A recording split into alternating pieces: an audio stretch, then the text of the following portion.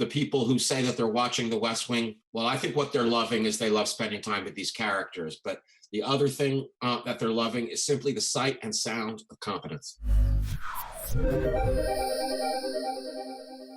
One of the things that Aaron is particularly skilled at doing is develop pairings or sort of set twos between characters. There was something special about that chemistry, Aaron, that you couldn't have predicted. Aaron, talk a little bit about how you and Tommy, when you looked at these things, that was not on the page when you brought these people together.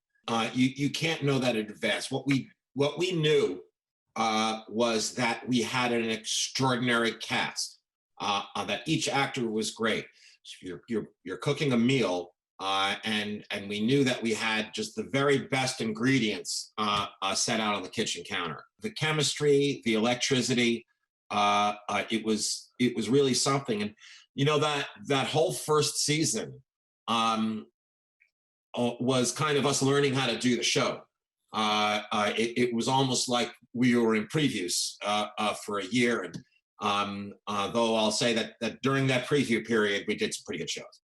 I just want to say I think it's one of the most underrated things, under-acknowledged things about Aaron's writing skill is he needs, in the best sense of the word, to exploit you.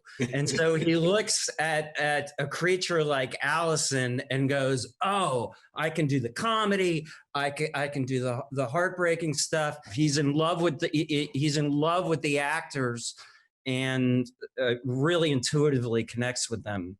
Exploiting is a great word because he doesn't only expound upon what's good or what's eloquent about them, but on what's really dark and what hurts about them. And that's really the difference between a good writer and a great writer.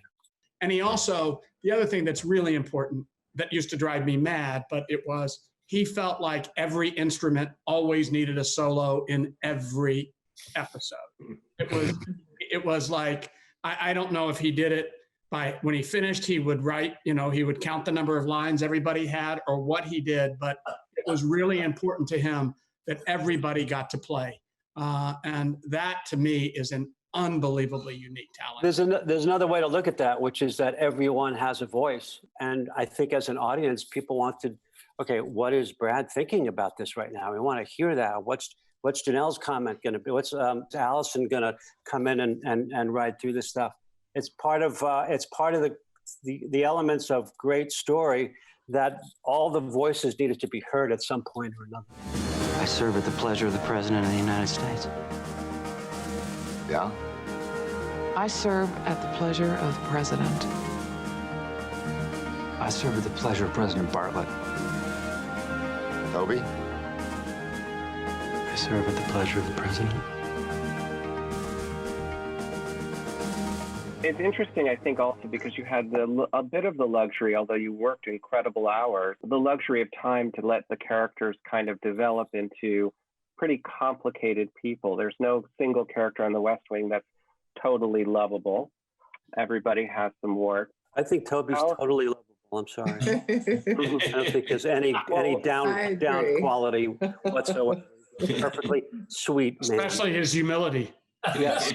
Yeah. Exactly. You're kind of the big gray cloud that he may not want to see sometimes, or that reality check. That was purposeful, right, Aaron? Absolutely. It was a conscience sometimes, especially if you're a president who has to weigh all kinds of things, can be very annoying to deal with.